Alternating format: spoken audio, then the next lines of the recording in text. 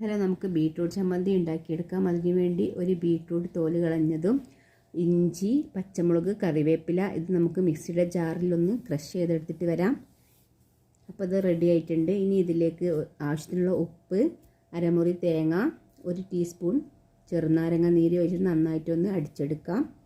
ഇപ്പോൾ നമ്മുടെ ചമ്മന്തി റെഡി ആയിട്ടുണ്ട്. Please subscribe my channel fellows kitchen. Thanks for watching.